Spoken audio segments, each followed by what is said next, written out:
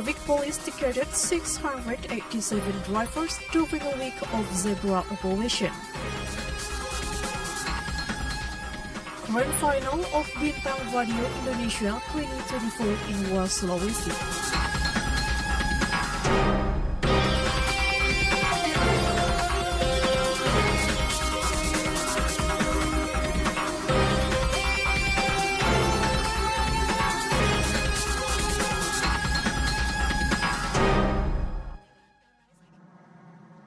Assalamualaikum warahmatullahi wabarakatuh. Welcome to Sulbar News. In 30 minutes, we are going to give you a highlight information from this week. You can also watch our live broadcast in our YouTube channel, TVRI Sulbar. With me, Marwa Bidin, this is Sulbar News.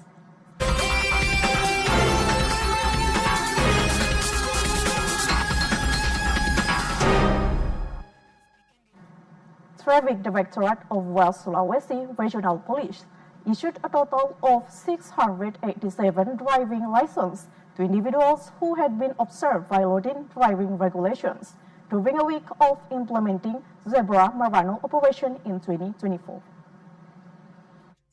The West Sulawesi Regional Police 2024 Zebra Marano operation, which was conducted during the past week, has yielded significant results. The West Sulawesi Regional Police Traffic Directorate has issued a total of 687 traffic tickets to individuals who have violated driving regulations. Furthermore, 1,341 traffic tickets have been issued for violations that can still be tolerated. Result: the head of the Highway Police Unit of the West Sulawesi Regional Police Traffic Directorate stated that the Zebra operation, which will be implemented for 2 weeks, has targeted several main locations in the city of Mamuju. Due to the preventive focus of the operation, the number of traffic sanctions has decreased by 18.3%. The number of warning sanctions has increased by 5.25%. In the past week, there have been 19 traffic accident cases, resulting in 4 casualties. It is therefore recommended that riders ensure they provide their license driving in order to avoid being caught in police raids. In the implementation of Zebra Marano operation, the West Sulawesi Regional Police Traffic Directorate is also in collaboration with Samsat Mamuju and Jasa Raharja. For this reason, vehicle tax payment transactions that are in deprecation can be made directly at the location. Jawaluddin Daipindo reported. The 2024 Grand Final of Bintang Radio Indonesia provides an opportunity for young people in West Sulawesi to demonstrate their abilities in the field of singing. This initiative has the full support of the government of West Sulawesi Province. The 2024 Bintang Radio Indonesia Talent Event was organized by the Public Broadcasting Institution Radio Republic of Indonesia in cooperation with the West Sulawesi Tourism Office. This event is a program of LPPRRI which aims to identify talented young people in the field of singing. On the final night of the competition, 10 finalists remain, comprising 5 male and 5 female contestants from Majene, Mamasa, and Mamuju Regency. The selection will take place in Surabaya from 7 to 13 November 2024. The result of the grand final will be sent via video. Malikam Sangaji, the head of LPPRRI Mamuju Station, stated that RRI Bintang Radio Indonesia Grand Final Talent Event received full support from the regional government, which provided a magnificent stage for the selection event. Malikam Sangaji added that the collaboration between RRI and the West Sulawesi Tourism Office will continue in order to identify young singing talents in West Sulawesi.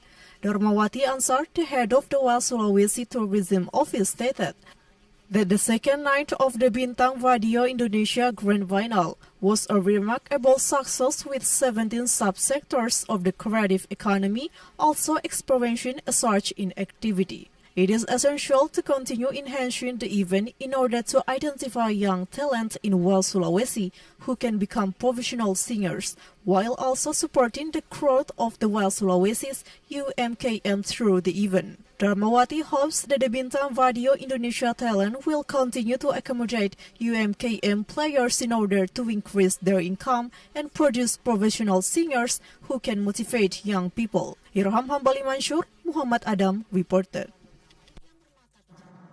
The head of the Ministry of Religious Affairs of West Sulawesi, Dr. Adnan Nota, has requested to the residents of West Sulawesi to maintain peace. He stated that although choices may vary, they should not be disputed, particularly when it comes to undermining national unity when it is fundamental democratic right.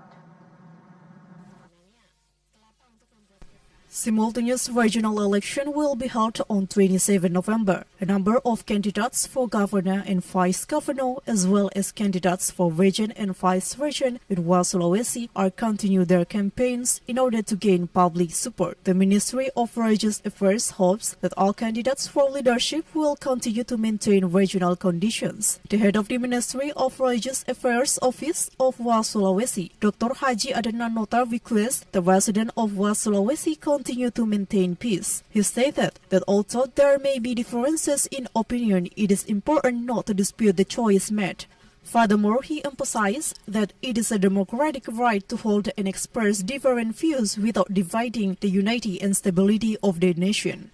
The priority now is to identify the most suitable candidate for the future leadership of West Sulawesi. It is therefore essential that the selection of a leader is based on the voters' perspective, taking into account a range of factors. In the future, the chosen candidate must be able to demonstrate trustworthiness in carrying out tasks assigned to them. The regional head requests that religious instructors who have been formed must be of service to the people by disseminating religious message, particularly during the simultaneous regional head election in 2024.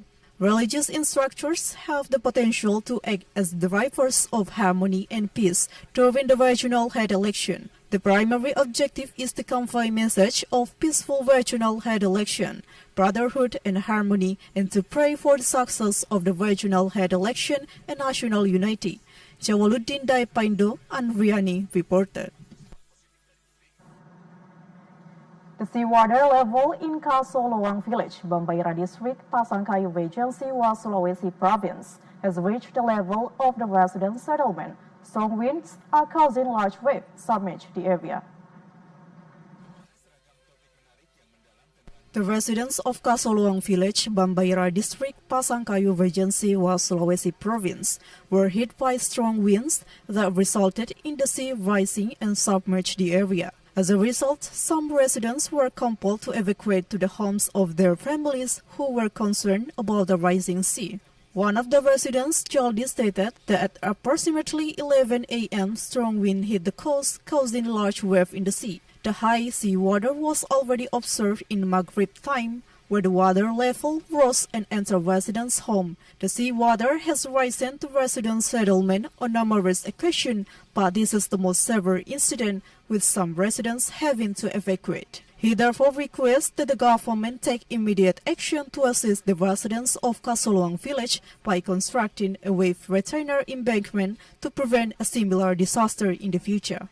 The head of Kasoloang village has announced that the rising sea water has submerged the area.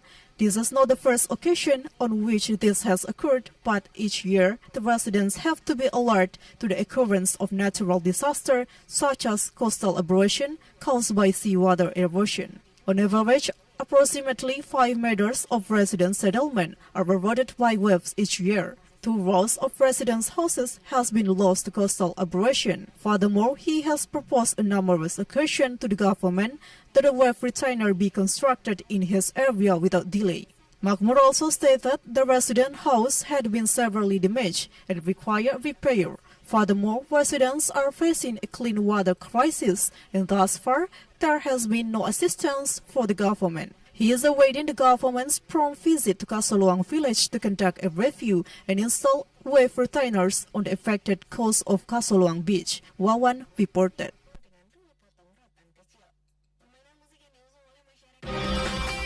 Coming up next, heavy rain causes flooding in Leling residence home. Village government of Salupangkang 4 boils dozens of tilapia ponds. We'll be back with more information. Stay with us on Sulbar News.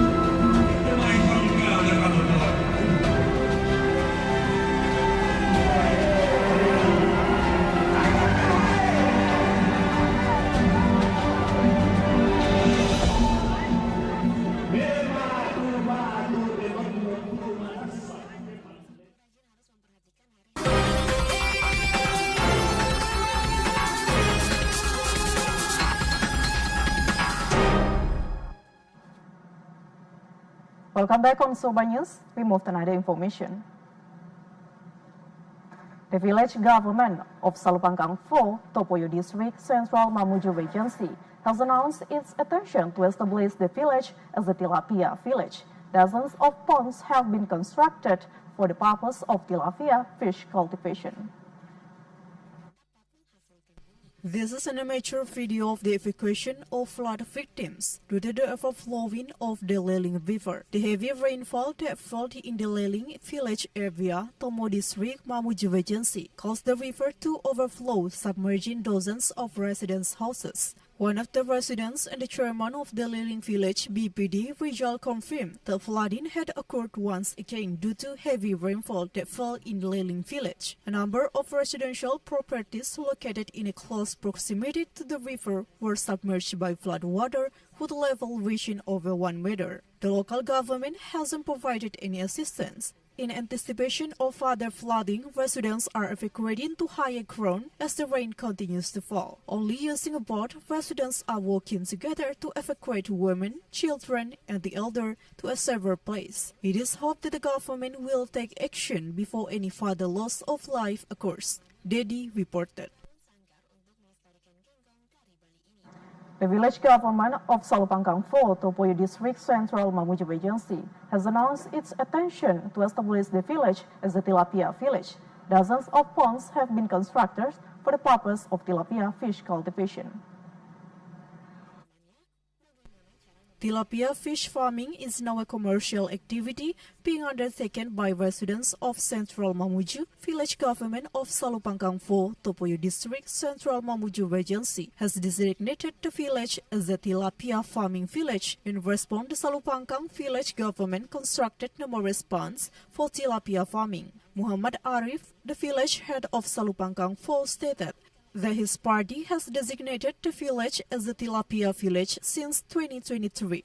50 units of cultivation ponds have been constructed. Muhammad Arif stated that these cultivation ponds are distributed across several locations, including residence yards, vacant land, and land owned by the village treasury. Muhammad Arif hopes the declaration of Salupangkang 4 village as a tilapia village will positively impact community welfare and increase the village original income. Furthermore, it will also become a tourist attraction, thus improving the economy of residents, particularly those in tourism development sector. Sulbar reported.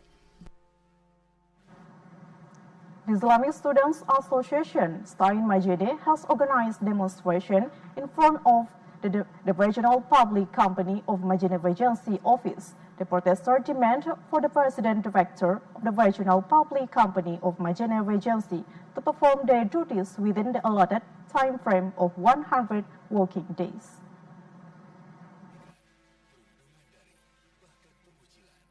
This is the situation when dozens of the Islamic Students Association of the STASIUN Majene holds a demonstration. The demonstration was held in front of the Majene Regional Public Company office, located in East Banggai District. The protesters' demands for the performance of the Majene Regency Regional Public Company's residence director, who has been deemed to have performed poorly during his 100 days in office. Field Coordinator Samshuddin provided an update on the status of the Regional Public Company Director's work plan, which was recently appointed by the region on 25 June 2024. However, the director hasn't yet developed a work plan for 2024. This raises the question of what Regional Public Company has been doing so far. Samshuddin explained the directors should have been working, but so far no RKP has been produced. Meanwhile, Muhammad Lutfi Nugraha, the main director of the Regional Public Company in the Majene district, explained that his party has acknowledged the ongoing challenge, particularly those related to internal organizational issues. He elaborated the Regional Public Company is currently grappling with significant internal challenge, including the absence of comprehensive planning documents, which is impeding progress. Muhammad Lutfi Nugraha explained that the previous director didn't submit important documents, which forced his party to coordinate with law enforcement officers to obtain them. Aswar Abdillah reported. The main road in Lebani village, West Tapalang district, Mamuju, which has been disrepaired for some time, has completed. Local residents are grateful to the government for repaving the road, which has been the subject of numerous complaints. The completion of West Tapalang Main Road, which was recently repaired, the local community is grateful to the government for repairing the road infrastructure, which has been a source of complaint in West Tapalang. The road is now in a smooth condition. The road was constructed using APBD funding. The total value of the share and transfer and allocation funds is in excess of 11 billion. The project is now complete. Muhammad Yusuf, a resident of Lebani village in the West Tapalang district, stated that the newly constructed road provides the local community with a more efficient route to Mamuju city. Yusuf confirmed that prior to the road repair, the journey to Mamuju city took over 2 hours. Following the repair work, the journey time was reduced from 2 hours to just 1 hour. He extended his gratitude to the government of West Sulawesi for undertaking the repair work on the damaged road. It is hoped that the West Tapalang to Tapalang road will be completed as soon as possible, as this will make it easier for residents to access the road and allow them to reach their destination more quickly. The main objective is to facilitate the transportation of agricultural plantation and fishery products to external markets. Muhammad Rizaldi, Andi Jemang reported. The Central Statistic Agency of West Sulawesi Province is holding a coordination meeting of the Agricultural Survey of West Sulawesi Province. The result of data will inform the development of agricultural-based policy intervention in West Sulawesi.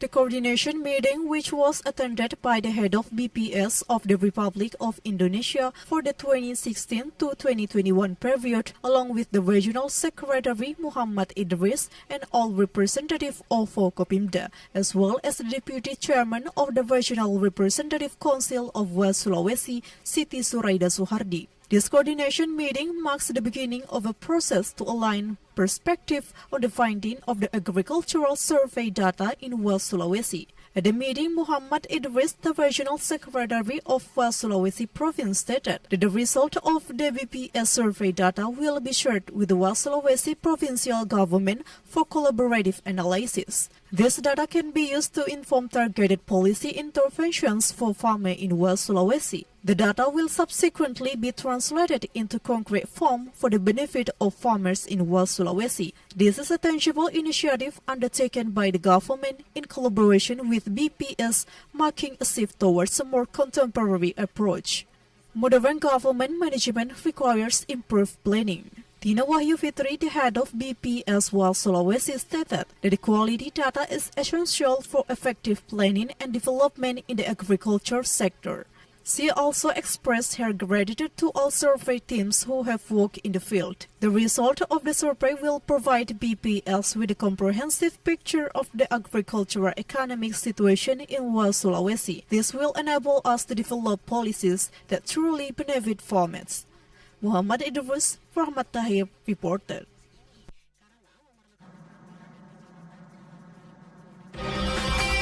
Coming up next, Perswada reports at Director for allegedly fictitious fees. 108 Amdo Padang residents infected with dengue fever.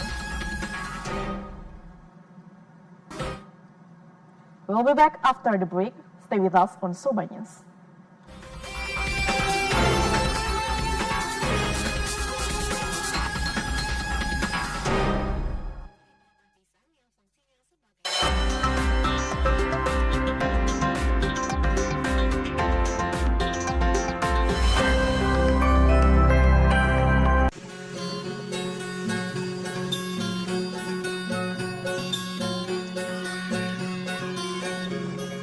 Sandek, sebuah karya anak bangsa yang menjadi kebanggaan dan simbol kearifan masyarakat Sulawesi Barat. Sandek, perahu tercepat senusantara yang sudah ada sejak ratusan tahun lalu. Saat ini, Sandek mengalami proses kepunahan. Hal itu jangan sampai terjadi sebab di balik Sandek ada ilmu pengetahuan pembuatan perahu dan pelayaran tradisional yang berasal dari warisan nenek moyang kita yang berlangsung ribuan tahun yang lalu. Tugas kita untuk menjaganya dari kepunahan. Lestarikan Sandek.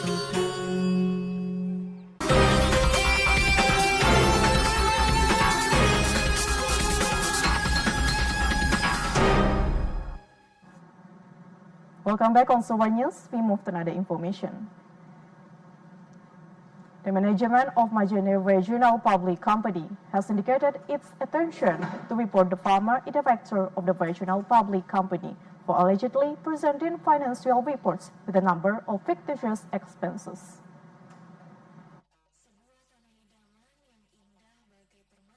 Following the demonstration, which highlighted the pure performance of the Regional Public Company of Majene Regency, the management of the Regional Public Company finally provided a clarification. The company has confirmed that its work plan and budget have been prepared. However, the project was consistently delayed by the previous acting main director. This delay hasn't only hindered the implementation of the program. Furthermore, this has resulted in significant challenges in the administrative and financial domains. The head of the Agriculture and Livestock Division of the Regional Public Company of Majene District, Indra, said that one of the key issues is the presence of numerous unsigned files and expenses incurred without clear rationale and fictitious expenses. One of the most significant issues is the payment of the regional public company debt of 50 million rupiah, which should have been administered with an official signature. However, there was no valid signature to support the implementation of the transaction. This also prompted concern about the integrity of the irrigation management during the tenure of the previous director. Inra stated that his party has sufficient evidence and documentation to report the former director to the relevant authorities. He added that his party plans to report this case to the police so that an immediate investigation can be conducted. Aswar Abdillah reported. The number of dengue fever patients in Tutar District, Polimanda Regency, Sulawesi, continues to grow. According to data from the Tutar Community Health Center, a total of 108 patients have been treated. This is the situation at the community center of Ambo Padang Village, Tutar District, Polimandar, West Sulawesi, is filled with patients suffering from dengue fever. On a daily basis, medical officers provide care to 8 to 10 patients suffering from dengue fever. The average number of dengue fever patients seen per day is patients of all ages from children to adults are affected. The growing number of dengue fever patients is resulting in a need for treatment in multiple community centers across the region. Child patients requiring service treatment are transported directly to the Haja Andi Depu Regional General Hospital. Since October, 108 patients have been treated for dengue fever. Nevertheless, the death from dengue fever remains at zero. Dr. Via, the medical officer at Ambo Padang Community Health Center, confirmed that there has been an increase in dengue fever cases since the beginning of October. The high number of patients admitted to the Ambo Padang Community Health Center, which is located outside the city, has placed a significant burden on the medical staff. In response, the local village government is implementing community-based initiative to prevent an increase in dengue fever cases. Jalal Kalaki reported.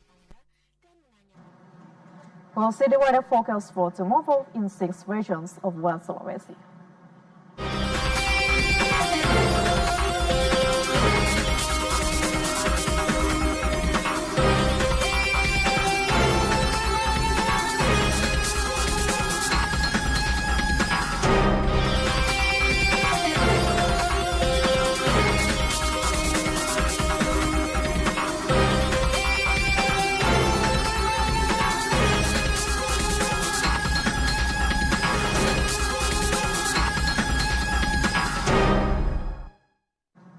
That's all the information of West Sulawesi. I'm Marwa Bidin and all the crew say thank you for watching Sulbar News today.